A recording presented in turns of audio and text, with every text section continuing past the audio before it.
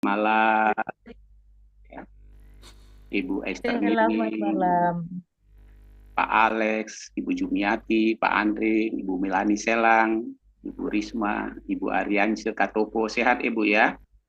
Pak Amin. Timotius, Pak Victor, Ibu Rosdiana, Pak Uun, Pak Ahok, Ibu Telma, Samsung ini kalau saya nggak salah Pak Pendeta Tonggam kali ya, Ibu Teti Marwati, Ibu Marwati, Ibu Karolin, Pak Yohanes Celi, dan Pak Yumbu. Puji Tuhan.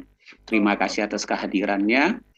Pada malam hari ini kita akan sama-sama belajar bagaimana agar hidup kita itu bisa aman dan tambah sejahtera, gitu ya, dengan cara yang sederhana setelah kita ada di dalam Kristus. Ya, jadi catatannya setelah kita ada di dalam Kristus, karena ini lanjutan setelah kita mengusir pengaruh kuasa roh-roh jahat di dalam diri kita, kita merecek apakah kita ini hasil daripada amanat agung yang ori atau yang bukan ori, gitu ya. Nah, sekarang bagaimana kita menjalani hidup ini setelah di dalam Kristus, tapi dengan cara yang sederhana, gitu ya. Namun aman dan juga tambah sejahtera. Ya, kita bersatu dalam doa. Bapak, pada malam hari ini kami mau belajar sebagian daripada firman-Mu untuk melihat kebenaran firman-Mu dan janji-janji-Mu bagi kami anak-anak tebusan-Mu. Kami bersyukur karena kami telah menjadi anak-anak Tuhan. Nah, sebagai anak-anak Tuhan kami tahu kami ini adalah garam dan terang di tengah kegelapan dunia. Menjadi role model, menjadi teladan, menjadi contoh bagaimana sesungguhnya orang-orang yang hidup di dalam Kristus. Sehingga orang lain juga tertarik untuk mengenal Tuhan. Atau setidaknya mereka dapat melihat harus bagaimana hidup di dalam Tuhan. Terima kasih Bapak, di dalam nama Tuhan Yesus kami berdoa. Amin. Ya, Bapak Ibu, gitu ya. Nanti bahannya akan saya bagi seperti biasa kalau saya menyampaikan firman Tuhan itu bukan khotbah tapi berbagi apa yang sudah Tuhan kasih dalam hidup kita, dan kiranya itu juga menjadi seberkas cahaya bagi Bapak Ibu untuk melihat dalam menjalani kehidupan bersama Tuhan Yesus. Amin. Baiklah, kita melihat sama-sama kebenaran firman Tuhan di dalam Yohanes pasal 8 ayat 12. Ya, Yohanes pasal 8 ayat 12. Demikian firman Tuhan. Maka Yesus berkata pula kepada orang banyak, katanya, akulah terang dunia. Barang siapa mengikut aku, ia tidak akan berjalan dalam kegelapan, melainkan ia akan mempunyai terang hidup. Saya ulangi lagi, terutama poin yang penting, barang siapa mengikut aku, itu berarti menjadi orang Kristen atau menjadi anak-anak Tuhan, ia tidak akan berjalan dalam kegelapan. Jadi dia tidak lagi berjalan dalam kegelapan seakan-akan jalannya buntu, tidak tahu harus bagaimana, tetapi dia jadi tahu, melainkan ia akan mempunyai terang hidup. Artinya dia bisa menetapkan langkahnya dengan baik karena ada Tuhan, ya, yang bukan saja menyertai tetapi yang telah memulihkan hidupnya. Nah, Bapak Ibu yang dikasih oleh Tuhan Yesus Kristus, tema cara sederhana, ya, hidup aman dan tambah sejahtera adalah tema yang sangat basic, sangat mendasar setelah kita ada di dalam Tuhan. Karena justru banyak orang setelah hidup di dalam Kristus, mereka tidak mengalami hidup yang aman, ya, mereka tidak tambah sejahtera. Nah, sedangkan di sini subtemanya itu adalah hidup dalam rancangan dan jalan Tuhan dengan 3 langkah.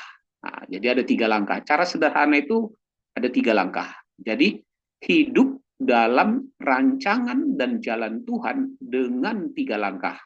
Nah, so Bapak Ibu yang dikasih oleh Tuhan Yesus, Tuhan Yesus telah menyampaikan firman-Nya dalam satu nubuatan yang dicatat di dalam kitab Nabi Yesaya, gitu ya. Yaitu Yesaya mulai dari pasal 55 ayat 6 sampai 13. Garis besarnya Tuhan menginginkan agar setiap orang yang sudah di dalam Tuhan mengalami perubahan hidup. Tidak lagi hidup sebagai manusia lama atau hidup dalam kegelapan. Lalu masuk dalam rancangan dan jalan Tuhan. Nah, Tuhan sudah memberikan janji bahwa rancangan dan jalan Tuhan itu tidak akan pernah gagal. Itu sudah janji Tuhan. Sehingga kita bisa mengatakan jika kita berjalan dalam rancangan dan jalan Tuhan, maka hidup kita akan aman dan tambah sejahtera. Karena Amin. Tuhan yang memberikan jaminannya. Jadi kita nggak ruwet-ruwet dengan pandangan orang begini begitu, tetapi tidak pernah mengalami hidup yang aman dan juga tidak bertambah sejahtera dalam hidupnya. Nah, Bapak Ibu yang dikasih oleh Tuhan Yesus Kristus, sebelumnya sebenarnya sebelum kedatangan Tuhan Yesus ke muka bumi ini, sudah banyak sekali nubuatan dalam kitab Yesaya bahwa Tuhan akan membuat jalan di padang gurun. Ia akan membuat aliran-aliran sungai di gurun pasir gitu atau di padang gurun supaya umat Tuhan itu bisa hidup dengan baik dan benar gitu ya. Nah, di dalam Yesaya 42 ayat 16 dikatakan begini, aku mau memimpin orang-orang buta di jalan yang tidak mereka kenal dan mau membawa mereka berjalan di jalan yang tidak mereka kenal. Aku mau membuat kegelapan yang di depan mereka menjadi terang. Ya, jadi kegelapan di depan kita menjadi terang, bisa jadi terlihat, jadi jelas. Kita harus bagaimana? Jadi kalau lihat di gambar flyer itu, ya tangan Yesus yang udah ada tanda paku sudah selesai, ya kita berjalan dia membawa garis supaya kita mengikuti garis yang sudah Tuhan buat dan kita tidak lagi tersandung oleh apapun. Nah, dikatakan bahwa ini yang akan dilakukan oleh Tuhan. Nah, itu sudah digenapi ya ketika Tuhan Yesus itu datang gitu ya di dalam dunia ini dengan disalibkan, mati, dikuburkan dan bangkit pada hari yang ketiga. Udah clear. Ya, kalau mengikuti tema-tema yang sudah saya bawa, tetelestai, sudah selesai. Karena tema-tema yang saya bawa itu terus beruntun maju, tidak pernah lagi mau mundur, terus naik, supaya kehidupan kita terus naik. Sehingga Bapak Ibu harus memperhatikan betul ketika nanti dibagi, dibaca lagi, karena banyak sekali ayat-ayat pendukungnya supaya kita bisa menikmati maksud kalimat yang sudah kita tulis. Ya, karena kalau kita bawa semuanya, tentu membutuhkan waktu yang panjang. Nah, Yesus sudah berfirman di dalam Yohanes 10 ayat 10 bahwa dia katakan pencuri atau iblis datang untuk mencuri, membunuh dan membinasakan. Aku datang kata Yesus, ya, supaya mereka mempunyai hidup dan mempunyainya dalam segala kelimpahan. Jadi Tuhan datang merubah keadaan saudara dan saya, gitu ya. Dari tadinya tercuri atau kehilangan, dibunuh dan binasakan, Tuhan buat satu kehidupan dalam diri kita sehingga memiliki suatu harapan yang baru, gitu ya, bersama Tuhan. Tidak lagi seperti sebelum di dalam Kristus. Sehingga kita tidak heran di dalam Yesaya pasal 9 mulai ayat 1 khususnya ya sampai ayat 6 dikatakan bangsa yang berjalan di dalam kegelapan telah melihat terang. Bangsa yang berjalan dalam kekelaman telah melihat terang yang besar. Artinya, ketika Yesus sudah datang ke dalam dunia ini dan masuk di dalam diri kita, hidup kita itu harus berbeda. Ya, kita harus mengalami apa artinya terang itu.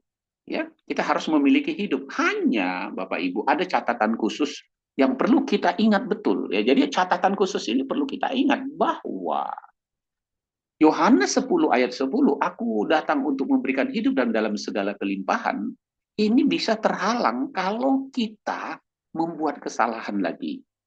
Ini akan terhambat kalau kita berbuat dosa lagi. Nah, itu dicatat memang di dalam Yeremia 5 ayat 25. Itu sebabnya di dalam Ibrani 12 ayat 1 dikatakan tanggalkan semua itu. Karena itu merintangi, beban dan dosa itu merintangi. Jangan lagi setelah di dalam Kristus, di dalam Tuhan, kita masih begitu mudahnya menerima sebuah kesalahan atau melakukan dosa. Jangan lagi, karena kalau hal itu kita tetap lakukan, maka gitu ya, jalan yang sederhana ini tidak akan pernah terrealisasi dalam diri kita. Nah, kalau kita melakukan itu, kata Tuhan, jika kita menanggalkan semua beban dan dosa kita dalam Ibrani 12, gitu ya, ayat 1 dan 2, maka Yohanes 12 ayat 21 menjadi bagian kita. Karena itu berarti kita mengasihi Tuhan. Tuhan bilang gitu, barang siapa mengasihi aku, dia akan melakukan perintahku. Perintahku itu adalah tanggalkan semua beban dan dosa yang merintangimu itu. Lalu berlomba, meraih janji-janji Tuhan. Nah, kalau engkau menanggalkan itu dan mau berlomba, nah ya berlomba itu berarti melakukan satu langkah-langkah maju, maka kamu mengasihi aku dan aku akan menyatakan diriku kepadamu. Nah ini, menyatakan diri inilah yang membuat kita menjadi hidup dan berkelimpahan atau menjadi aman, hidup kita aman, dan juga ya tambah sejahtera. Ya. Oleh sebab itu kita tidak heran kalau Amsal mengatakan bahwa gitu ya dalam Amsal 11 ayat 5, jalan orang saleh diratakan oleh kebenarannya. Nah, gitu ya. Jadi jika kita berjalan di dalam kebenaran Tuhan is okay, bagus. Nah, Bapak Ibu perhatikan pengertian dari tema. Jadi tema ini pun saya berikan pengertian. Apa artinya? Cara sederhana ini, saya ulangi lagi, cara sederhana ini merujuk pada doa Bapa kami. Itu satu. Jadi kalau saudara, apa Pak cara sederhana ini? Dia merujuk doa Bapa kami. Dalam Matius 9 ayat 6 sampai 11. Yaitu Bapa. Nah, kita memanggil dia Bapa. Gitu. Jadi seorang anak itu dia tahu cara yang sederhana. Apa misalnya? Dikuduskanlah namamu. Datanglah kerajaanmu. Jadilah kehendakmu dalam hidupku seperti di surga. Itu jalan yang paling utama yang sederhana. Jadi kita minta supaya nama Tuhan itu dikuduskan dalam diri kita. Dan kita pun harus menguduskan segala sesuatu dalam hidup kita. Jangan ada lagi dosa atau kejahatan supaya kerajaan dan kehendaknya terjadi dalam diri kita. Nah, ayat kedua yang menjadi rujukan cara sederhana ini adalah Lukas 9 ayat 23. Barang siapa mau mengikut aku, dia harus menyangkal dirinya, memikul salibnya, dan mengikut aku. Nanti jadi Bapak Ibu kalau mendengar saya menyampaikan ini, sederhana tapi rumit ya Pak. Enggak, kalau kita sudah mengerti, bisa. Karena saya bisa menyampaikan ini dengan tenang, walaupun ayatnya begitu banyak, supaya pengertian kita jelas. Karena seorang dokter itu, kalau pengertian ilmunya sudah bagus, dia akan menangani pasiennya itu lebih mudah. Dia nggak akan cari-cari lagi di mana. Kenapa Pak harus hafal ayat? Ya, dunia dokter kan selalu hafal-hafal ilmunya. Kalau tidak kan repot dia. Ya, apa fungsi jantung, apa fungsi ini, apa fungsi otot. Kenapa ini terjadi? Kalau ini terjadi, apa yang terganggu? Dia harus tahu itu. Sehingga dia bisa mengeblok gitu ya kalau ada sesuatu dalam diri pasiennya dengan obat ini. Nah, jika saudara dan saya itu melakukan apa yang sudah diperintahkan Tuhan, saya katakan tadi dalam Yohanes 14 ayat 12, maka dia menyatakan diri. Nah, menyatakan diri ini artinya Bapak Ibu, Tuhan ikut campur. Sehingga saudara nggak usah heran yang namanya Roma 8 ayat 28, Tuhan turut bekerja untuk mendatangkan kebaikan. Itu bukan ayat sekedar ayat hafalan, itu sesuatu yang kita realisasikan sehingga kita bisa melihat Tuhan. Bukan hanya aman dan sejahtera ini, bukan hanya masalah saya punya uang cukup, anak-anak berhasil, bukan itu. Karakter kehidupan pribadi kita, ya. Itu secara keseluruhan. Kalau cuman anak-anak sukses, ada uang dan gini-gini, maaf, orang dunia juga banyak begitu Bapak Ibu. Apa bedanya sama orang dunia? Orang yang nggak kenal Tuhan Yesus juga banyak yang begitu. Jadi jangan berbicara hal yang secara umum itu ada. Paham ya maksudnya ya? Jadi kalau Bapak Ibu bersaksi, oh anak-anak saya, uang saya cukup gini, lah saya bilang, orang dunia juga banyak gitu Bu, banyak yang konglomerat, anak-anaknya hebat-hebat. Coba aja Indonesia ini yang menduduki pemerintahan agama apa? Apa anak Tuhan? Gitu ya. Orang nomor satu dan lain-lain. Kan bukan. Nah, mereka kan orang-orang yang pintar bisa dipilih. Nah, kenapa? Bukan karena aturan. Gitu. Aturan itu akan bisa dirubah kalau orang-orang Kristen sudah ya memiliki kemampuan untuk mengendalikan atau berpengaruh di negeri ini. Itu masih Indonesia, Bapak Ibu, gitu ya. Orang Kristennya belum apa-apa, ya. Jadi bukan itu maksud Tuhan, tapi sikap perilaku kita, kehidupan kita, kehadiran Tuhan dalam diri kita. Masa kita Tuhan hadir dalam diri kita, kepala kita pening-pening. Aduh pusing Pak, terus begini Pak, terus gitu loh. Tuhan ada kan? Kok Tuhan ada dalam diri Anda kok? Hidup Anda kok jadi kacau balau begitu? Ya, nggak benar. benar itu, gitu loh. Jadi jangan mendustai orang, kita harus tahu ngerti di situ. Anda tidak aman, Anda nggak tambah sejahtera. Karena kalau ditanya apa memang cara sederhana, nah, Bapak itu boleh boleh tebak-tebak nanti apa sih cara sederhana. Udah 3 langkah kata Pak Dokter ini. Coba saya coba-coba untuk mengetahuinya. Apakah itu bagian daripada yang saya terapkan? Kalau bukan berarti tidak aman Bapak Ibu. Saya real ya. 3 langkah sederhana ini saudara cari di buku-buku mana, nggak ada. Orang banyak mungkin Pak Dokter baca buku lalu dia tulis bahannya, tidak sama sekali di hadapan Tuhan. Bahan-bahan Star Mission tidak pernah copy paste dari buku siapapun yang ada di dunia ini. Nah itu kita bilang nggak ada copy paste, gitu ya. Itu memang dari hasil kita belajar bersama Tuhan, banyak membaca buku, is oke, tapi pengertian, tapi tidak hanya dengan handphone saja saya nulis itu, gitu ya. Ketika banyak orang nanya, Pak Dokter, cobalah buat bahan ya, di depan saudara. Oke, ya, temanya apa? Ini, saya langsung tulis di situ. Terus ini saya buat seberkas cahaya, ambil ayatnya ini begini, begini, begini, begini, terus. Bisa ya Pak ya? Lah bisa. Kenapa kalau ditanya bisa? Karena itu kan tugas kita. Saya kan seorang dokter istilahnya. Dan juga dokter rohani. Makanya jangan takut kalau dicoba. Seorang dokter kalau dicoba ilmunya dia nggak pernah takut. Dia coba aja lu mau tanya apa. Kan dokter pasti bilang gitu. Gitu ya.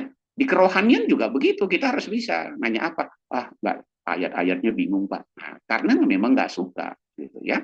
Nah itu cara sederhana. Sekarang hidup aman. Hidup aman itu merujuk pada Matius 6 ayat 25 sampai 34. Kita aman. Artinya apa? Janganlah kamu khawatir apa yang hendak kamu makan, apa yang hendak kamu minum, apa dan lain-lain, gitu ya. Nah, jadi saudara perhatikan betul itu. Jadi ada ayat rujukannya. Lalu rujukannya di dalam Perjanjian Lama itu Mazmur 23 ayat 1 sampai 3. Tuhan adalah gembalaku, takkan kekurangan aku. Itu satu. Jadi masih itu ya. Dia membaringkan aku di rumput hijau, ia membawa aku ke air yang tenang, ia menyegarkan jiwaku. Oke, ini ciri khas kita aman. Lalu apalagi? Ia menuntun aku ke jalan yang benar oleh karena namanya. Nah, bayangin. Jadi hidup kita makin lama makin baik. Lalu kita tidak takut sekalipun ada dalam bahaya. Karena tongkat dan gadanya di hadapan lawannya, lawan-lawan kita selalu diberikan Tuhan urapan dan minyak baru. Dia menyediakan hidangan. Nah, gitu ya. Kira-kira begitu. Dan kita akan hidup dalam rumah Tuhan sepanjang masa kebajikan dan kemurahan. Itu adalah aman. Nah, yang disebut dengan aman itu. Jadi saudara harus ngerti, aman ini apa ya? Oh, aman ini nggak diganggu orang. Bukan, Bapak Ibu. Diganggu, tetapi dilindungi. Ya, dijaga. Mana pernah hidup saya tidak diganggu orang. Setiap hari kita diganggu, gitu ya. Tapi selalu di bawah Tuhan, ya, dalam perlindungannya. Nah, itu hidup aman, ya. Nanti untuk lebih jauhnya saya hanya sampaikan supaya nanti Bapak Ibu bisa baca bahannya. Lalu apa tambah sejahtera, Pak? Tambah sejahtera itu artinya kita sudah sejahtera awalnya. Karena itu merujuk pada Yohanes 14 ayat 27. Aku telah memberikan damai sejahteraku kepadamu. Itu tidak seperti yang dunia berikan. Nah, saudara rasakan nggak ada damai sejahtera yang dari Tuhan? Nanti kalau saudara bilang, saya ada Pak, waktu saya terima Yesus sampai sekarang ada Pak. Tapi kenapa kok ada persoalan, kayaknya hilang damai sejahteramu? Nah, kan bingung kita. Kalau damai sejahtera dari Tuhan tuh nggak bakal bisa hilang sekalipun saudara menghadapi persoalan. Jadi berarti saya belum dong Pak. Ya belum, karena damai sejahtera Tuhan katanya tidak seperti diberikan dunia. Jadi damai sejahtera dari Tuhan itu apapun yang terjadi dalam hidupku ini. Nah, gitu ya. Dia tetap gitu. Itu namanya damai sejahtera, baru ditambahkan lagi. Kenapa ditambahkan Pak? Nah, damai sejahtera di sini ditambahkan itu juga merujuk di dalam Matius 5 ayat 1 sampai 12. Saudara tahu Matius 5 ayat 1 sampai 12 ya? Itu yang kalimat khotbah Yesus, berbahagialah. Betul kan? Berbahagialah yang miskin, berbahagia. Kan langsung kan masuk ke level langsung ke bawah lagi. Berbahagialah kalau oleh karena namaku kamu mengalami begini. Kan betul kan? Berbahagialah kamu. Nah, itu namanya tambah sejahtera. Jadi ketika kita istilahnya karena nama Yesus kita mengalami persoalan sesuatu dalam hidup kita, kita tetap merasa bahagia, kita tetap merasa diberkati. Nah, ini yang dikatakan Rasul Paulus di dalam 2 Korintus 4 ayat 16 sampai 18, dia tidak melihat dengan matanya, tapi dia melihat apa yang tidak dilihat oleh orang. Dia melihat ke atas. Itu sebabnya sekalipun tubuhnya merosot, tapi manusia batiniahnya dibaharui dari hari ke hari. Itu artinya tambah sejahtera. Nah, gitu ya. Lalu kata Rasul Paulus, ya, orang yang bisa tambah sejahtera, dia akan mengatakan gini, aku tahu itu apa kekurangan, aku tahu itu apa kelebihan. Tidak ada rahasia bagiku. Segala perkara dapat kutanggung di dalam Dia yang memberikan kekuatan. Amin. Amin. Amin. Nah, ini kita kadang-kadang gini, Pak, ya apa, maaf Pak, nggak bisa hadir dulu. Sakit Pak, sakit apa? Nah, baru sakit pening, baru sakit gigi, baru sakit kepala. Ya doa aja pada Tuhan Yesus. Karena nggak mau dilawan, makanya sakit itu menguasai kita. Saya ulangi ya, saya dokter. Ketika saudara tidak mau melawan sakit saudara, maka saudara nggak akan bisa hadir. Saya tahu di sini ada Pak Alex Yunus Tong, dia udah menderita penyakit, udah banyak dia bilang. Tapi buktinya bisa hadir. Kalau mau nggak usah hadir, benar nggak Pak Alex ya? Karena ada alasan kan, saya sakit, saya begini, begitu. Tetapi dilawan. Kalau nggak dilawan, wah repot Bapak Ibu. Nanti kita akhirnya gini, ya semangat yang patah, keringkan tulang. Nah, gitu. Bukan tulangnya orang Batak yang gitu ya, yang dikeringkan. tapi tubuh kita, nah itu tambah sejahtera sehingga diterapkan di dalam Yesaya 32 ayat 17, yaitu di mana ada kebenaran, di situ akan tumbuh damai sejahtera, ketenangan dan ketentraman. Jadi kalau karena oleh sakit, karena nggak ada uang, karena kayak gini kita nggak bisa ngikuti Tuhan, aduh Pak, saya sebenarnya bukan nggak mau ikut Pak, nggak ada kuota, misalnya gitu ya. Ya, saya bilang ya sudah, gitu ya. Bilang saja biar dikirim kuota oleh Ibu Teti, kan gitu ya. Nanti tanya kuota apa Pak? Ya kuotanya kan harus memenuhi kalau mau jadi anggota dewan. Oke, puji Tuhan ya Bapak Ibu ya. Jadi kita harus tahu dulu tema ini tidak sesederhana itu yang Bapak lihat. Oh, apa sih ini? Oh, saya hidup aman. Nanti kalau siapa di sini yang hidupnya aman, nanti Bapak Ibu bersaksi setelah merujuk ayat ini, oh belum Pak. Maaf Pak. Siapa tambah sejahtera? Oh, saya tambah sejahtera Pak. Tapi melihat ayat rujukan Bapak, saya belum oleh karena nama Yesus mengalami aniaya. Baru karena tekanan dompet ringan jadi kering dompet aja saya sudah kepening kepalanya. Betul kan? Nggak sejahtera nih Pak, nah, gitu ya, karena dompetnya kering, nah, kan repot gitu ya. Nah sekarang bagaimana supaya ya cara sederhana hidup aman dan tambah sejahtera ini saudara bisa miliki? Itu ada 3 langkah yang sangat sederhana, ya. Tetapi dia punya pengertian begini. Satu, apa yang sudah Tuhan Yesus lakukan kepada kita. Terus kedua, apa yang sudah diperintahkan oleh Tuhan Yesus, gitu ya. Ini yang penting. Nah, saya ringkas saja karena nanti saudara bisa baca. Pertama sekali, Bapak Ibu, coba kalau saudara lihat Lukas 24, gitu ya. Kita lihat ya, Lukas 24, ayat 45 sampai 47. Nah, ini paling sering ini. Karena kalau para penuai nggak hafal ayat ini, nah, lebih bagus merenung kembali, gitu ya. Nah, ini bukan orang gepas ini kelihatannya, gitu kan. Saya baca Pak ya. Ya, silakan Pak. Ya, Ayat Lukas 24 ayat 45. Lalu ia membuka pikiran mereka sehingga mereka mengerti kitab suci. 46, katanya kepada mereka, ada tertulis demikian, Mesias harus menderita dan bangkit dari antara orang mati pada hari yang ketiga. 47, dan lagi dalam namanya berita tentang pertobatan dan pengampunan dosa harus disampaikan kepada segala bangsa mulai dari Yerusalem. Ya, puji Tuhan, Amin. terima kasih. Nah, perhatikan ayat ini. Ini ayat penting. Ini langkah sederhana sebenarnya. Jadi kan di ayat 46 itu Tuhan Yesus kan sudah menyelesaikan semua, ya. Dia harus menderita, lalu mati, dikuburkan, bangkit. Saudara sudah terima Yesus nih. Ya, kita kan sekarang ini lagi merayakan lagi-lagi kebangkitan Yesus ya, sampai nanti dia kenaikannya. Nah, ketika saudara sudah terima Yesus di dalam hidup saudara, kematian dan kebangkitannya, itu berarti saudara itu sudah menerima kasih karunia Tuhan. Berarti saudara itu sudah diselamatkan oleh Yesus. Amin. Berarti saudara dan saya sudah menjadi anak-anak Tuhan. Amin. Saudara sudah terima kasih Bapa. Lalu apa respon saudara? Itu yang penting sebenarnya. Respon kita apa? Apa balasan kita kepada Tuhan? Makanya balasannya kepada Tuhan itu di ayat 47. Yaitu, dan lagi dalam namanya berita tentang pertobatan dan pengampunan dosa harus disampaikan. Setelah sudah sampai, maka saudara sekarang di dalam Kristus harus hidup di dalam pertobatan. Itu yang pertama, ya. Jadi langkah pertama itu adalah hidup dalam pertobatan. Nah, ini langkah pertama. Jadi kalau saudara tidak melakukan langkah ini, jangan harap hidupnya aman dan tambah sejahtera. Begitu ya.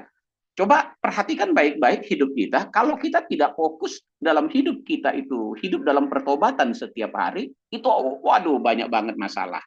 Itu berarti kita akan melanggar firman Tuhan. Nah, cara merealisasikan hidup dalam pertobatan setiap hari, ya, pertama. Nah, itu dia ya. Pertama, kita senantiasa membawa arti dan tujuan dari kematian Yesus dalam merespon apapun. Itu. Ya, kita harus membawa. Nah, perhatikan. Silakan Pak Andri baca 2 Korintus 4. Nah, karena Pak Andri senang sekali membaca, saya minta Pak Andri lah membaca. Ya. 2 Korintus 4, ayat 10 sampai 11, Pak. Nah, ya.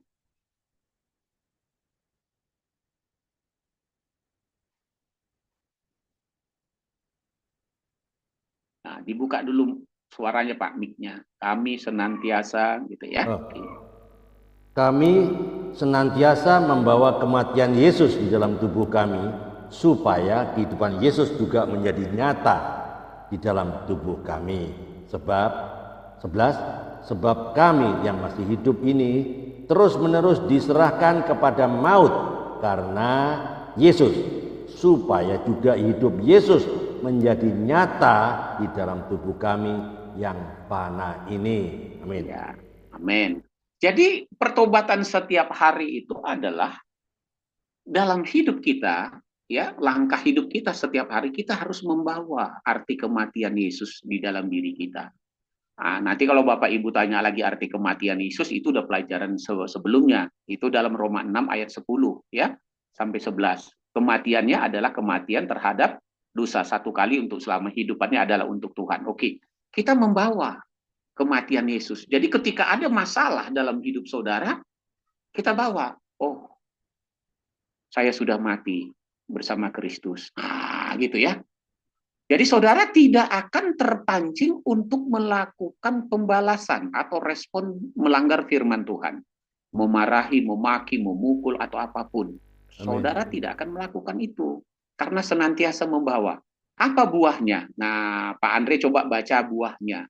Ayat 8 dan 9, Pak. Itu buahnya kalau kita membawa kematian Kristus dalam hidup kita. Coba ayat 8 dan 9.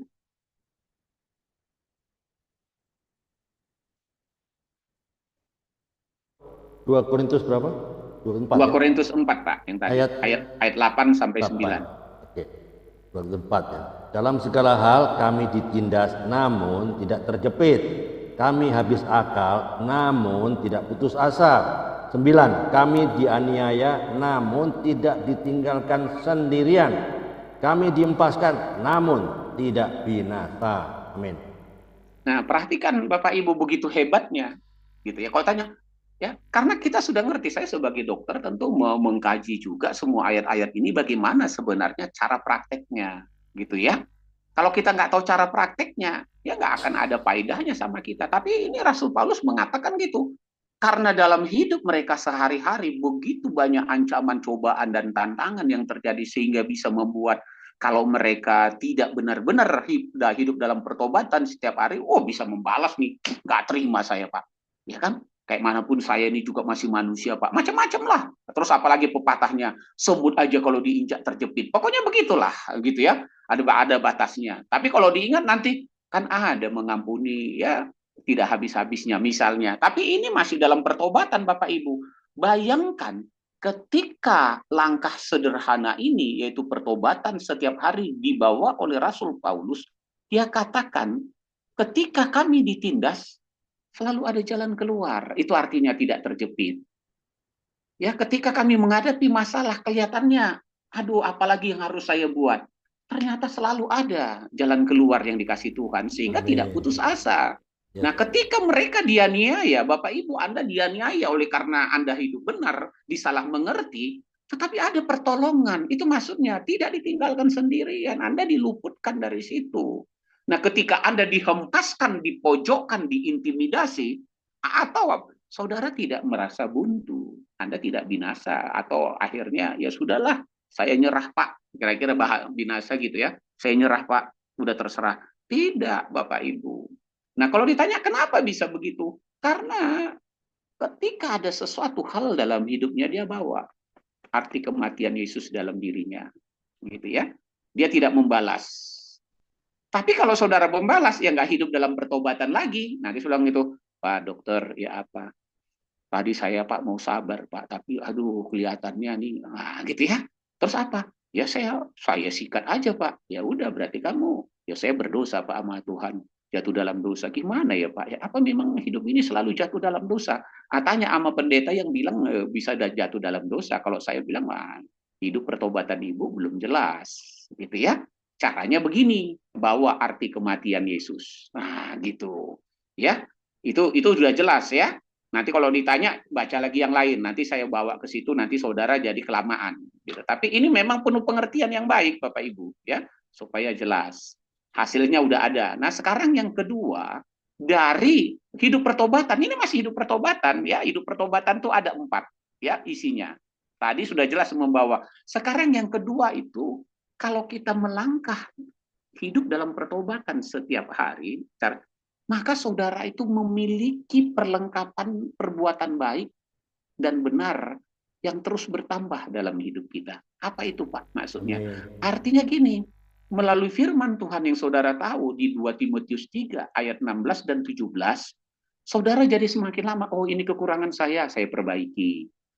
Lalu saya mau mendidik. Akhirnya saya memiliki kelengkapan perbuatan baik dalam diri saya. Artinya saya dengar firman Tuhan, oh setelah mendengar ini, oh saya salah dong berarti. Berarti begini rupanya ya.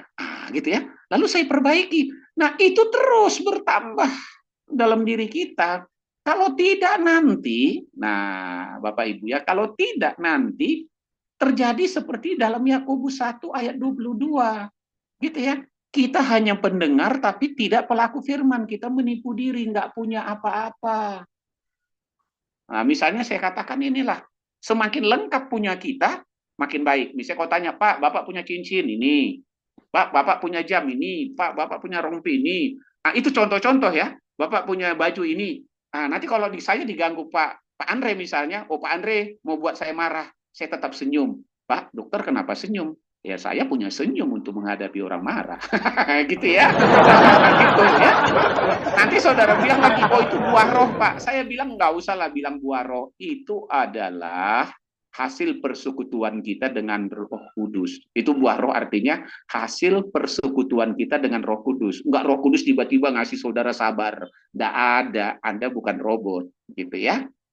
Nah, semakin Anda memiliki kelengkapan tadi, sabar Anda jadi sabar, gitu kan?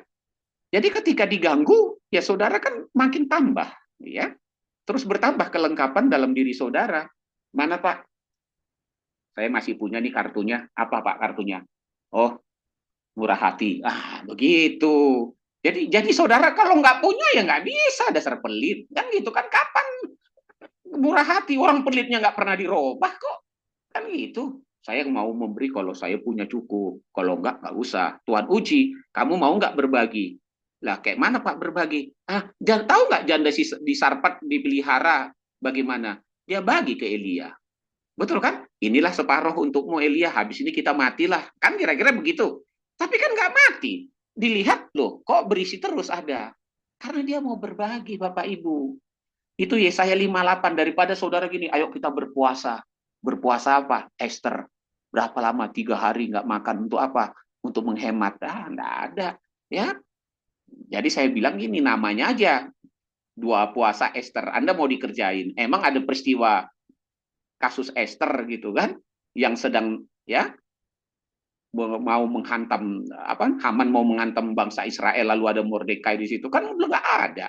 Tapi hamba Tuhan akal-akalnya aja diajaknya saudara 3 hari berpuasa. Saya pernah diajak 3 hari berpuasa, lalu 1 hari pertama saya udah makan. Oh Pak Dokter makan, lah saya nggak. 3 hari ya saya makan, ya 3 hari nggak makan terserah kalian lah gitu ya. Nah besok pagi baru saya puasa. Kenapa? Saya perlu menjaga tubuh saya supaya saya sehat, gitu ya. Karena puasa saya Yesaya 58. Nah begitu. Artinya apa Pak? Ya kalau saya melihat ada orang begini, saya nggak tunjuk-tunjuk lagi dengan jari saya. Kalau ada orang membutuhkan sesuatu, walaupun saya butuh, saya kasih juga sama dia. Tuhan bilang, nanti ketika saya meminta, dia akan jawab. Gitu ya. Jadi bukan 3 hari, buktinya Anda udah saya lihat, saya udah berpuasa 40 hari. Ada tuh yang bangga, saya udah berpuasa Pak 40 hari, 40 malam, tah gaya-gaya kayak mana lah. Terus kayak mana hidup kamu? Tetap menderita Pak. Nggak bener itu berarti. Nyusahin aja. Nah, jelas ya, jadi memiliki. Jadi saudara itu kalau hidup pertobatan, jangan yang punya cuma satu. Pak, saya cuma lemah lembut Pak. Oke, terus sabar, tunggu dulu Pak. Kalau sabar, ya jangan dong sejalan waktu lemah lembut, sabar. Jelas ya? Nah, yang ketiga, saudara yang kasih, kalau saudara mau hidup dalam pertobatan, saudara harus selalu memperkatakan firman Tuhan yang sudah saudara alami. Ya, saudara perkatakan, saya harus sabar kalau diganggu Pak Andre, saya harus lemah lembut kalau Ibu Teti ngomongnya jutek. Nah, misalnya gitu ya, saya omongin gitu. Harus. Saya perkatakan itu, lalu saya renungkan gini, kenapa lah Pak Andre ini kok gitu sama saya? Oh, terima kasih Tuhan, biarlah Pak Andre terus begitu supaya kesabaran saya semakin bagus. Nah, kan gitu kan? Oh, biarlah Ibu Teti terus gitu supaya lemah lembut saya makin kualitasnya makin bagus. Nah, nanti yang pusing Pak Andre sama Ibu Teti sendiri, saya makin bagus. Karena Tuhan kasih Pak Ibu Teti sama Pak Andre jadi sparring partner saya, membentuk diri saya.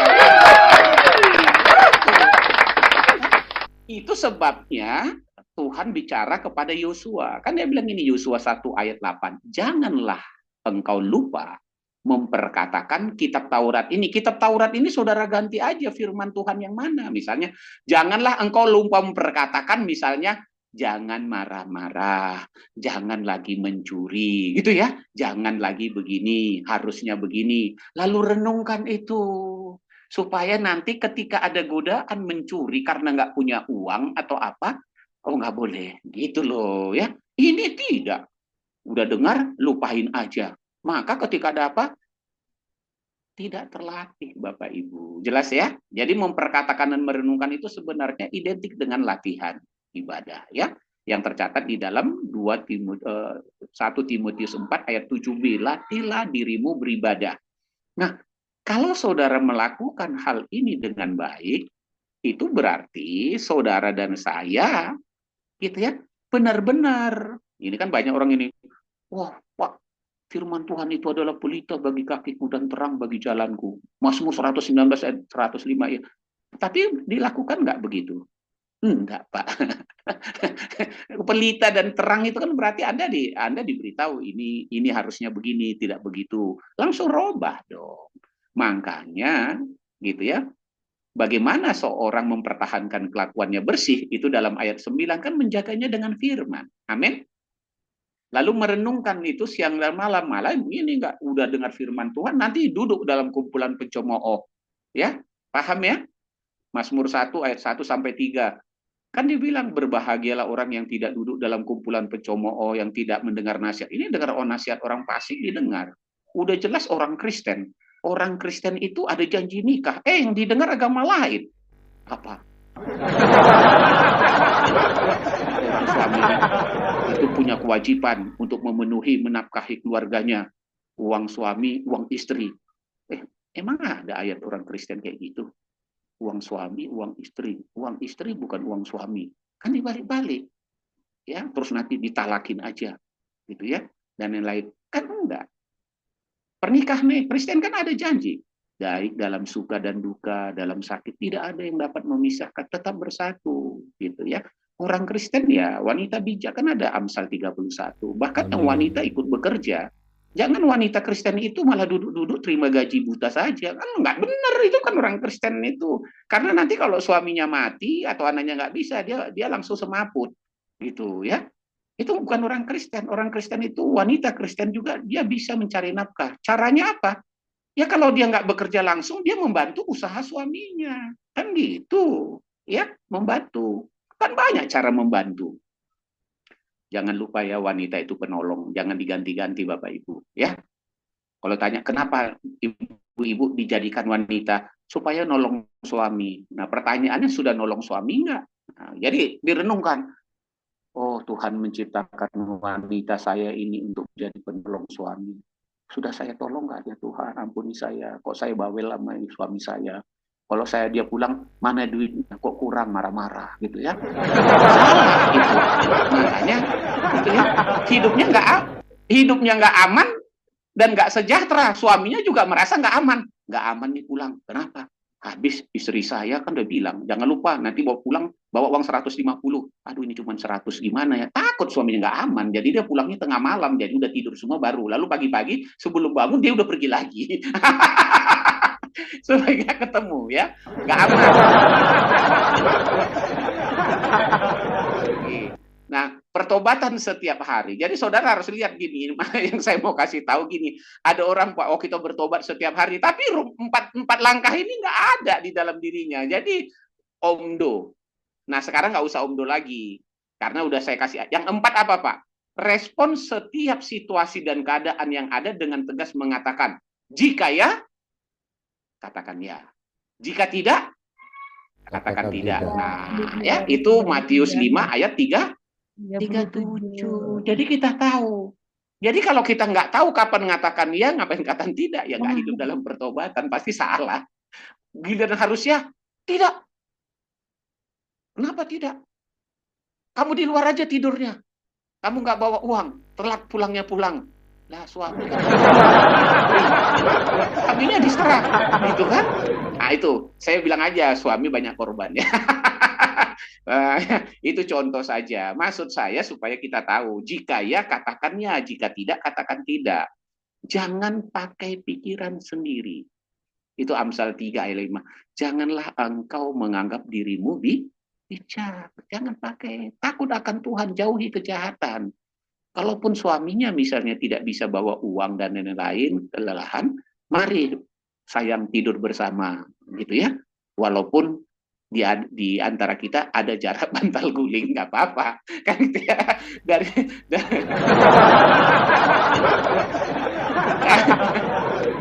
daripada disuruh di luar. Jadi kita harus ngerti firman Tuhan, karena Tuhan bilang apa, tidak boleh ya berpisah ranjang walau ada tujuan tertentu, karena kamu tidak tahan bertarak. Nanti kalau semakin dijauhi, dia nggak tahan bertarak, nanti lirat kiri, lirik kanan. Yang laki-laki bilang, Bu, saya dengar ibu nggak tinggal sama suami ya. Ya, walaupun satu rumah, beda kamar ya. Berarti ibu kedinginan dong. Kan dia bisa goda jadinya kan. Mau nggak Bu saya temenin? Jadi saudara itu akan membuka begitu. Begitu juga sebaliknya. Jadi hati-hati. Itu buat pertobatan. Apapun masalahnya, saya ulangi lagi, pertobatan setiap hari harus saudara pegang. Amin. Maka hidup itu akan aman. Tuhan akan menyertai saudara. Roh Kudus akan memimpin saudara supaya saudara tidak jatuh dalam dosa. Sekarang Amin. kita masuk langkah kedua. Ya. Langkah kedua ini cuma dua. Mungkin karena saya buat langkah kedua, dia cuma dua aja deh. Langkah kedua apa, Pak? Nah, tadi di dalam Lukas, sudah kita baca Lukas 24, ayat 47. Dan lagi dalam namanya, berita tentang pertobatan dan pengampunan dosa harus disampaikan kepada segala bangsa. Setelah disampaikan, terima. Kan gitu. Setelah saudara menerimanya, pegang, lakukan. Nah, itu maksudnya. Maka langkah yang kedua adalah hati yang selalu memberi pengampunan. Ah, gitu ya. Itu kalau mau aman, hati yang selalu memberi pengampunan. Nah, cara penerapan pengampunan setiap hari ketika diperlukan, pertama sekali Bapak Ibu, saya ulangi, yang pertama sekali, mengampuni sesuatu yang telah terjadi. Ingat ya. Jadi yang telah terjadi ini harus saudara ampuni. Kalau tidak nanti, nah kalau tidak Pak gimana? Sakitnya tuh di sini. Jelas ya? Nah, kalau saudara tidak mengampuni, sakitnya tuh di sini. Artinya saudara memberikan kesempatan kepada si iblis untuk saudara melanggar firman Tuhan yang merusak diri sendiri. Lalu saudara marah-marah. Misalnya nih, ini contoh. Kita buat aja Ibu Teti. Gitu ya. Misalnya ini contoh ya. Misalnya saya suaminya. Ibu Teti bilang, ketika ada persoalan, ngomong aja. Kamu ingat nggak dulu? Tahun 2001. Apa? Kamu sakiti aku.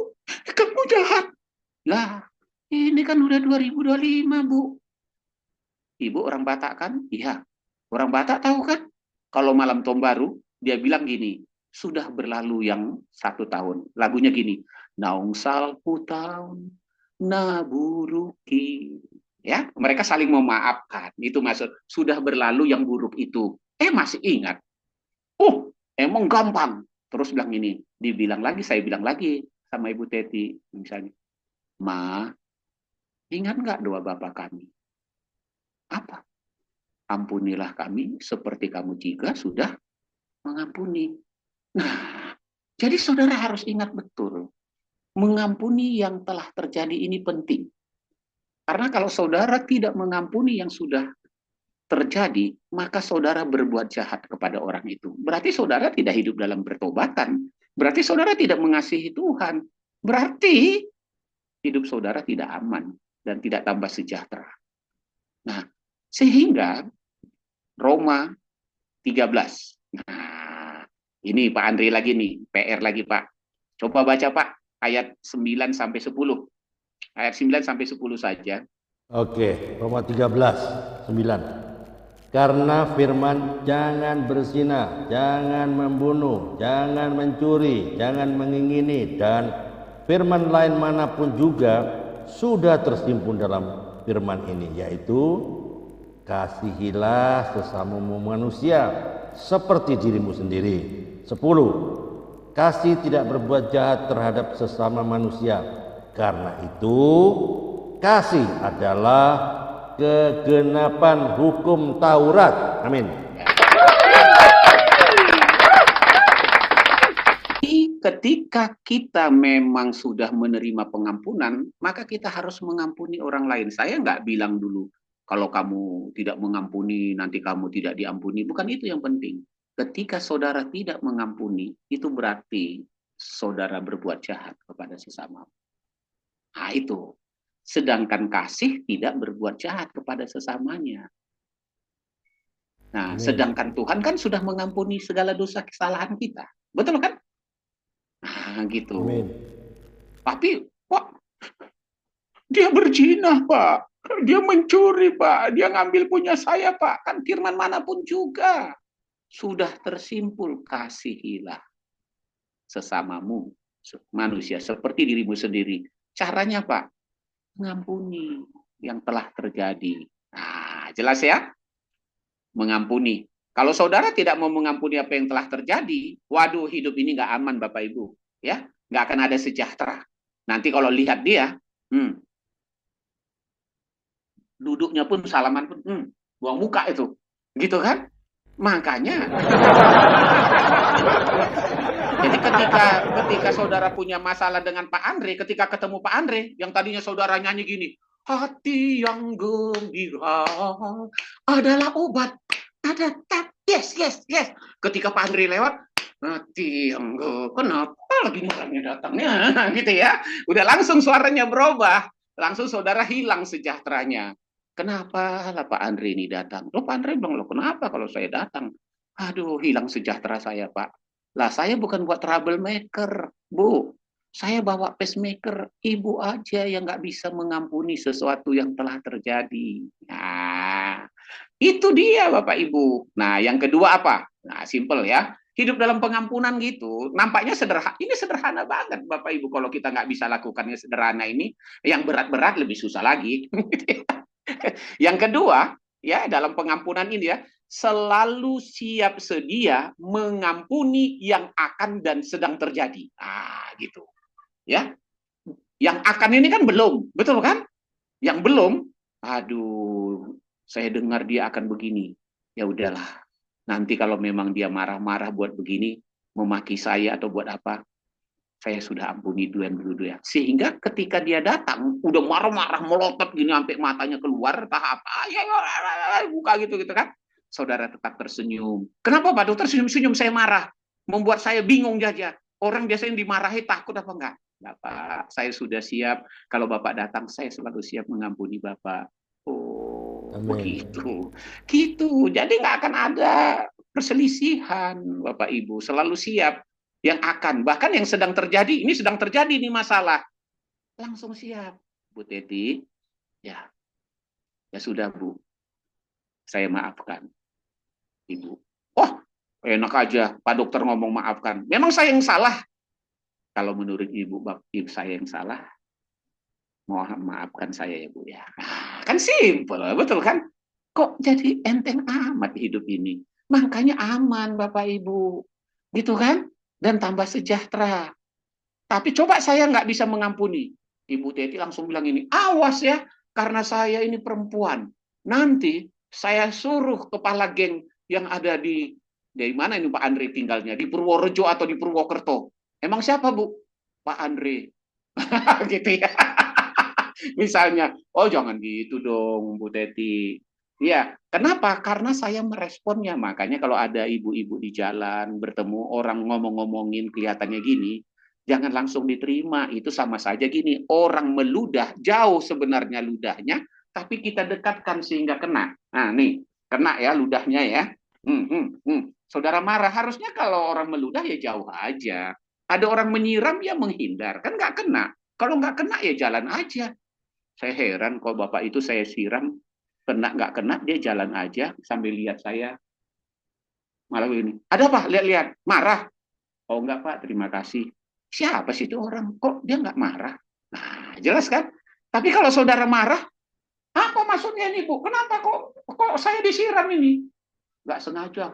Oh bilang, oh makin rame. Nanti keluar datang orang di situ, Anda digebukin gitu kan? Nah, apalagi Pak Andre, ini maaf nih. Itu siapa? Pak Andre. Oh, walaupun badannya gede begitu, udah berumur, tapi kok belagu. Akhirnya kena tabuk juga Pak Amanah Muda. Kan malu kita udah tua. Betul kan? Ngajak ribut, udah tua. Dia bilang gini, kalau ngajak orang tua, saya bilang gini, Pak, mau ngajak ribut sama saya, Pak? Iya, Bapak tua. Kalau nggak masih muda, saya tahu. Bapak kan penyakitan, sakit ginjal. Iya, ini aja. Kalau Bapak dari sini sampai simpang sana, menang lomba lari ke saya, nanti saya pukulin wajah saya. Nggak usah kamu yang mukul. Ayo, kalau berani. Ah, enggak lah. Kenapa? Ya pasti Pak Dokter lebih cepat larinya ke sana. Nah, kita harus punya Nah, mengapa mengampuni yang telah dan sedang dan akan ini penting? Itu kita menjaga hati kita. Tuhan bilang dalam Amsal 4 ayat 23, jagalah hatimu dengan segala kewaspadaan. Amin. Karena dari sana akan terpancar kehidupan atau sebaliknya, terpancar kematian. Gitu. Jadi pengampunan harus kita berikan. Yang kedua, gampang kan ya? Oh kelihatannya gampang banget, saya tahu. Sebenarnya ayat-ayat ini saya tahu Pak, tapi nggak dirangkum seperti itu ya Pak Dokter ini memang. Otak dokternya langsung dibuatnya ini jadi SOP rupanya ya. SOP. Ya, pertobatan sudah, pengampunan sudah. Udah keren ini. Modalnya sudah cukup ya untuk langkah ketiga. Nah, langkah ketiga yang terakhir ya, yang sederhana apa yang kita lakukan. Nah, ya, lakukan semua aktivitas dan pekerjaan kita di dalam Tuhan. Nah, itu dia ya. Jadi aktivitas Amin. dan pekerjaan kita lakukan di dalam Tuhan. Maksudnya apa sih Pak itu? Karena kan Tuhan bilang gini, kalau Rasul Paulus bilang gini di dalam Roma 14 ayat 7 dan 8. Silakan Pak, dibaca Pak Andri. Roma 14 ayat 7 sampai 8. Kenapa sih Oke, semua aktivitas dan pekerjaan kita lakukan dalam Tuhan? Roma Silakan Pak. 14. Ya, ayat 7. Sebab tidak ada seorang pun di antara kita yang hidup untuk dirinya sendiri, dan tidak ada seorang pun yang mati untuk dirinya sendiri. 8. Sebab jika kita hidup untuk Tuhan, dan jika kita mati untuk Tuhan. Jadi baik hidup atau mati, kita adalah milik Tuhan. Amin. Nah, sederhana. Dengan ayat yang Amin. sederhana ini kita simpulkan berarti kalau begitu segala sesuatu yang saya lakukan, aktivitas dan pekerjaan saya, ya saya lakukan di dalam Tuhan. Karena baik hidup dan mati saya adalah milik Tuhan. Kan amin. Ya. Dan Tuhan itu adalah kasih katanya. Benar kan? 1 Yohanes 4 ayat 16 itu Tuhan adalah kasih. Jadi ini penting kalau saya lakukan di dalam Tuhan itu artinya apa? Nah, ya. Ini ada 3. Karena dia nomor 3, saya buat 3 gitu ya. Kok yang 1 tadi 4, Pak? Ya itulah kerennya. Nomor 2 2, nomor 3 3, nomor 1 4. Nomor 1 harus lebih kuat karena itu pondasi ya. Nah, bagaimana cara kita melakukan semua aktivitas di dalam Tuhan?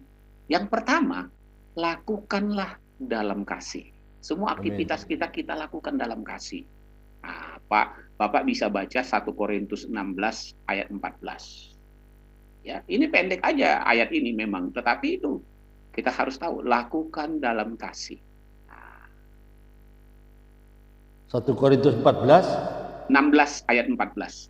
Oh, 1 Korintus 16 ayat 14. Right. Lakukanlah segala pekerjaanmu di dalam kasih. Amin. Ya. Sudah jelas ini firman-Nya. Jadi kalau ada firman Tuhan beginilah kita lakukan, nggak usah repot-repot, gitu ya. Banyak ayat, Pak, tapi saya nggak tahu, Pak, cara meletakkannya, makanya jadi kacau, kan gitu ya. Kita tahu banyak ayat, tapi kita tahu meletakkannya itu di mana. Jadinya hidup ini jadinya simple, sederhana. Lakukan semua pekerjaan kita itu di dalam kasih. Artinya apa? Karena kalau tidak di dalam kasih, kan dia bilang tadi 1 Yohanes 4 ayat 16, Tuhan itu adalah kasih. Berarti ini lakukanlah pekerjaanmu di dalam Tuhan. Amen. Sebenarnya begitu. Karena Tuhan itu kasih. Nah, lalu kalau memang kita kerjakan itu di dalam Tuhan atau di dalam kasih, maka kalimatnya gini, lakukanlah segala pekerjaanmu dalam kesabaran. Gitu ya. Amen. Karena kasih itu sabar dalam kelemah lembutan. Nah, itu kan 1 Korintus 13 ya, ayat 1 sampai 7 ya, murah hati. Lakukanlah dengan tidak menyimpan kesalahan orang lain. Nah, cara masukkannya begitu, Bapak Ibu. Kan firman Tuhan itu enak sebenarnya kalau kita udah ngerti. Pak, kita bilang, kenapa? Kamu jangan gitu sayang kalau mengerjakan itu. Kenapa? Mulut kamu jutek banget ya sama dia. Lakukan dengan lemah lembut, sabar. Gitu kan? Itu dalam kasih. Itu berarti lakukan di dalam Tuhan. Nah, sekarang kan kita kan jarang seperti itu. Malah sembrono, nggak pernah. Karena kita nggak tahu aturan-aturan mainnya, jadi kita nggak tahu penerapannya. Nah, sekarang jadi tahu ya. Lakukan dalam kasih itu artinya begitu. Nah, yang kedua, lakukan itu dengan setia dan benar. Nah, gitu ya, lakukan. Nah, bisa dibaca Pak, Lukas 16 ayat 10. Jadi selain dalam kasih dalam Tuhan, kita harus lakukannya dengan setia dan benar. Jangan malah salah pula atau setengah jalan berhenti. Lukas 16. Ya, ayat 10. Lukas 16 ayat 10. Ayat 10. Ya, perikopnya setia dalam perkara yang kecil. 10. Barang siapa setia dalam perkara-perkara kecil, ia setia juga dalam perkara-perkara besar. Dan barang siapa tidak benar dalam perkara-perkara kecil, ia tidak benar juga dalam perkara-perkara besar. Amin. Itu, jadi Bapak Ibu harus perhatikan betul diri kita, dan juga bisa kita memperhatikan orang lain. Kayaknya dia hal-hal yang kecil nggak setia, ini nggak benar juga dia. Nggak mungkin bisa nanti hal-hal yang besar. Makanya perhatikan baik-baik. Kita itu bisa dipercaya Tuhan, bisa dipercaya orang lain. Itu orang lihat kita selain kita kerjakan dalam kasih, dia setia dan dia benar. Keren kan? Itu oh makin keren. Nah itu dia. Makanya kalau bilang hidup ini aman Pak. Dan tambah sejahtera. Karena apa? Banyak orang yang senang melihat saya ketika saya bekerja. Itu kan? Dan yang lain. Saya setia dan benar ini enggak. Kalau cuman begini-begini aja saya, untuk apalah saya hadir? Gitu kan? Memang kenapa? Ya kalau saya hadir, saya kerjanya cuma doa doang, mimpin pujian. Yang lain-lain enggak. Lah, Bu, kalau kita setia urusan yang kayak gitu, nanti juga Tuhan urapi lebih jago, lebih ini, ya. Nanti akhirnya yang tadinya hanya air mata Pak Andre yang menetes, semua yang hadir di sini air matanya menetes, segitu kan. Karena diurapi oleh Tuhan. Kan sebenarnya begitu. Jadi jangan membuat satu kegiatan itu atau mengisi itu sama-sama saja. Saya sendiri, kalau Bapak Ibu lihat, nggak pernah ketika saya mendapatkan jadwal itu main-main, nggak pernah. Bahannya banyak, dikasih lagi, menyampaikan juga sabar, ya dengan tenang, nggak buru-buru. Padahal nggak ada gaji kan? Ibu Teti senyum. Kan nggak ada upahnya. Ya orang, ya karena saya tahu gitu loh. Ini kan pekerjaan yang Tuhan percayakan ke saya. Jadi kalau Tuhan percayakan kepada saya lakukan itu dengan kasih, dengan setia dan benar. Nah, yang terakhir, yang ketiga, supaya saudara tahu mengerjakan di dalam Tuhan itu gimana. Yang ketiga itu, lakukan dengan sekuat tenaga kita, dengan kerja keras. Jangan asal-asal aja, gitu ya kan? Ini nggak ada kerja keras. Maaf ya Bapak Ibu ya, apa saya nggak buka kamera dulu. Memang kenapa? Saya sedang melakukan aktivitas atau kerja, padahal golek-golek dari situ. Kan sambil nonton TV lagi. Kan kita kan berhadapannya dengan Tuhan, bukan berhadapan dengan manusia. Betul kan? Bagaimana kita memperlakukan satu kegiatan itu Tuhan lihat. Ini orang gimana sih dia? Gitu kan? Kayak mana? Lalu malaikat bilang, gimana Tuhan? Jadi nggak Pak dokter ini diutus ke sana? Nggak usah lah. Kenapa? Pak Andre saja. Lihat aja tuh dia begitu. Nah, betul kan? Jadi kita harus hati-hati Bapak Ibu. Kita bisa nggak aman, nggak tambah ini. Lalu kita pikir, dengar-dengar gini saya yang ditunjuk ya. Iya. Waktu diumumkan sama Tuhan, malaikat buka. Ya, yang akan diutus oleh Tuhan jadi utusannya adalah Pak Andre. Tepuk tangan Pak Andre. Bisa gitu kan? Nah, gitu kan? Saya juga jadi bingung kenapa Pak Andre. Ya nggak usah tanya, Tuhan nggak pernah salah Bapak Ibu. Sehingga kita kadangkala dipercayakan Tuhan, Tuhan ganti dengan orang lain karena apa? Sudah ngikutin Jum sekian lama, udah banyak tahu ayat firman Tuhan, tapi yang kita lakukan terlalu sedikit. Gitu loh. Yang kita hafal juga sedikit. Akhirnya Tuhan bilang, ya sabar-sabarlah kita. Ya sabar aja. Sampai dia bisa. Kita lihat dia lakukan dengan kerja keras nggak? Nah, Pak Andre bisa bantu Pengkhotbah 9 ayat 10, Pak. Pengkhotbah berapa? 9 ya? 9 ayat 10. Oke. Pengkhotbah 9 ayat 10.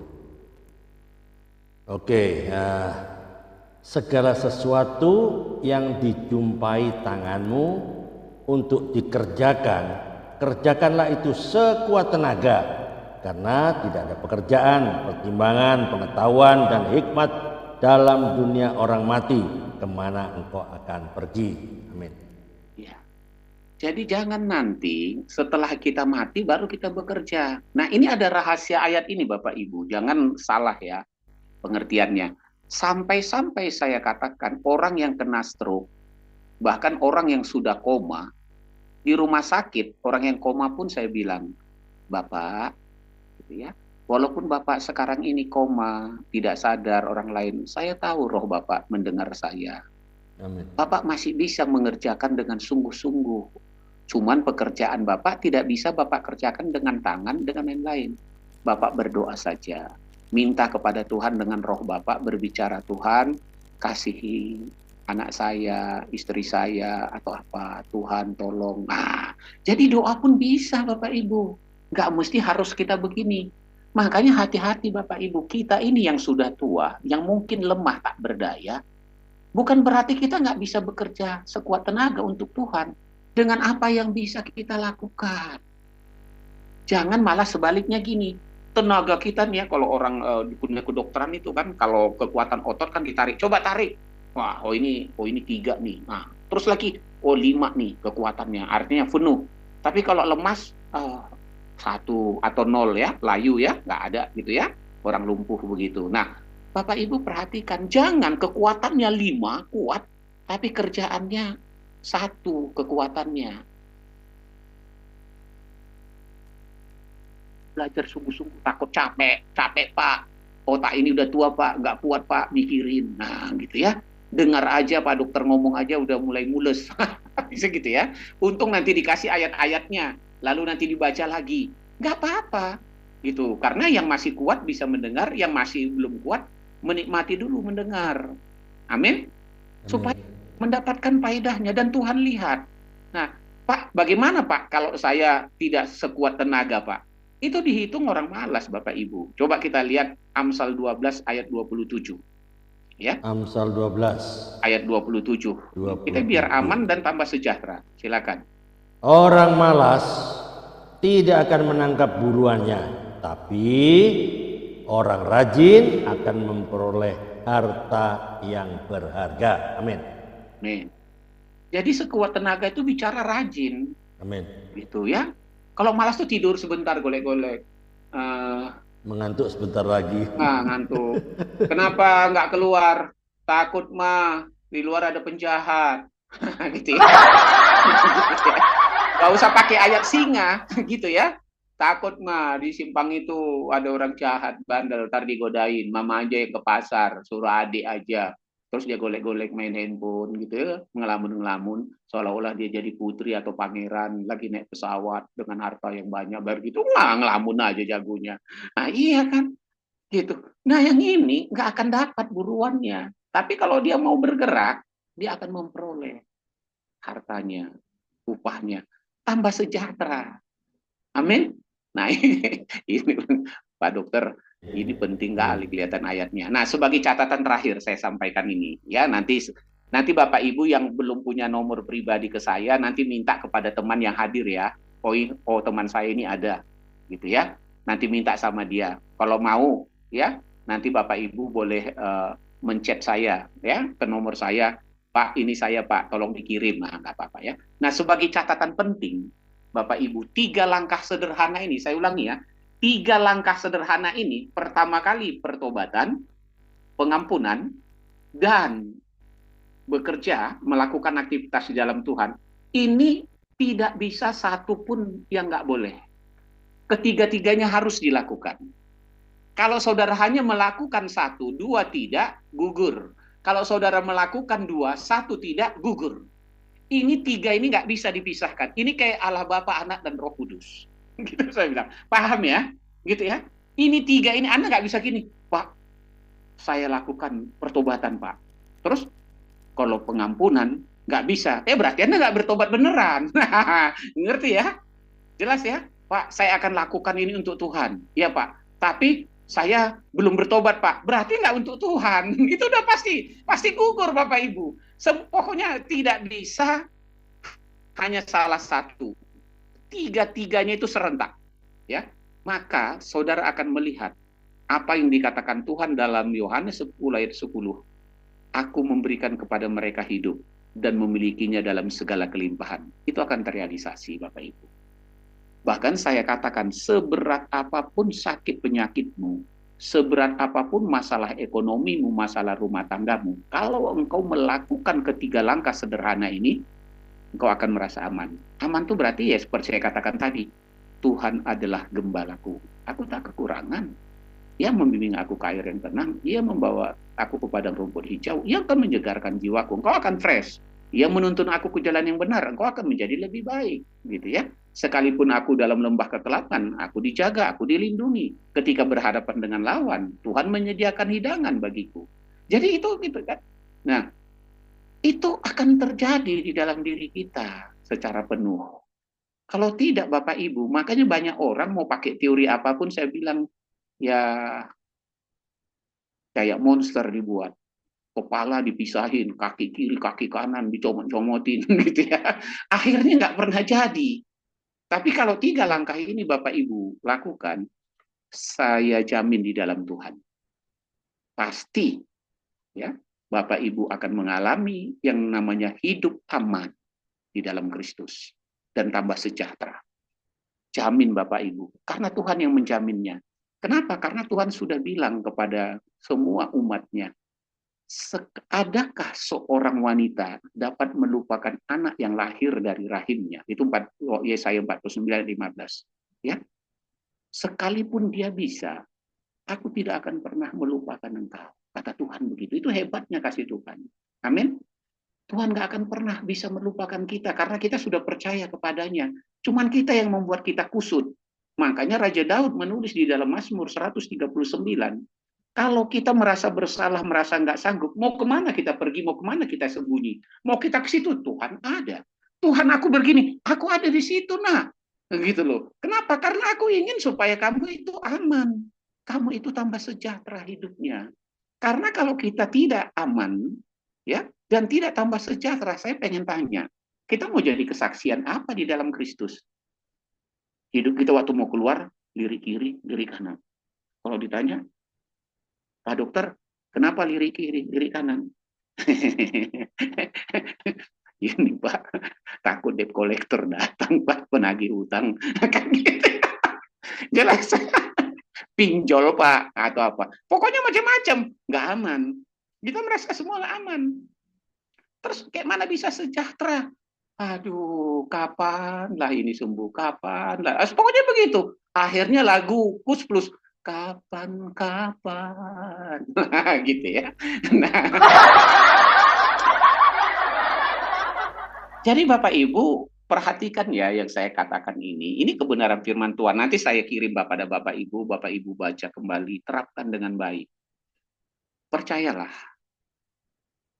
tidak ada jalan yang lebih sederhana dari ini. Karena ini memang perintah Tuhan. Saya dapatkannya itu dari Tuhan begitu. Sehingga saya ketika melakukan itu di saat muda, karena kan saya dari umur 17 tahun, 80 ya, dipanggil Tuhan dalam pelayanan. Sampai sekarang nggak pernah ditinggalkan sama Tuhan. Gitu. Nggak pernah.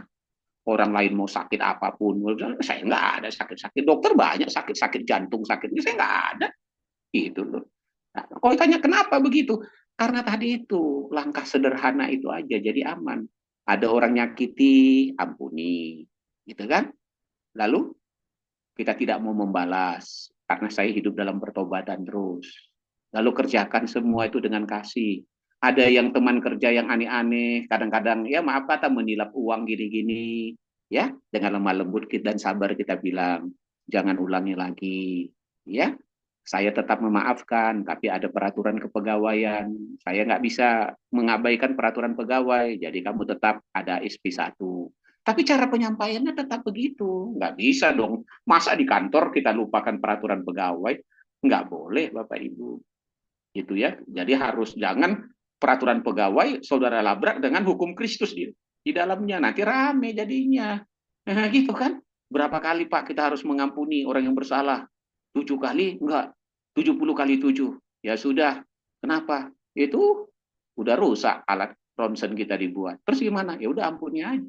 Maafin aja sih. Terus kacau. Akhirnya dipanggil lagi pimpinan. Gitu ya. Kita harus bisa menempatkan itu dengan baik. Secara pribadi saya ampuni, saya maafkan dan lain-lain. Tapi secara dunia kerja, gitu ya, ya dunia kerja tetap ikuti aturan dunia kerja. Amin. Ya, Tuhan Yesus memberkati. Amin. Jadi jangan lupa 3 langkah ini tidak boleh satupun yang tidak dilakukan. Harus ketiga-tiganya karena ini cara sederhana. Dia trias, ya. Tidak bisa dipisahkan satu dengan lain. Ketika satu tidak dilakukan, maka sebuah rasa aman, ya, hidup aman dan juga tambah sejahtera tidak terjadi. Kalau tanya kenapa, Pak? Karena cara sederhana itu 3 langkah, bukan 2 langkah, Pak. Apalagi 1 langkah. 3-tiganya dilakukan, cara sederhana diterapkan, hidup Anda aman dan Anda tambah sejahtera. Amin. Kita bersatu dalam doa. Bapa, di dalam nama Tuhan Yesus, kebenaran firman-Mu telah Hamba-Mu sampaikan, kiranya firman-Mu ini menjadi suatu pencerahan bagi kami, dan kami mulai merapikan kehidupan kami dan merapikan kehidupan orang-orang yang kami layani, agar hidup mereka aman dan mereka tambah sejahtera dengan cara yang sederhana, yaitu hidup dalam pertobatan setiap hari. Hidup selalu mampu memberi pengampunan.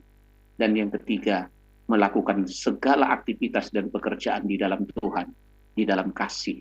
Terima kasih Bapa. Ketika kami melakukan ini, firman-Mu bagi kami adalah ya dan amin. Dalam nama Tuhan Yesus kami berdoa. Amin. Tuhan Yesus memberkati.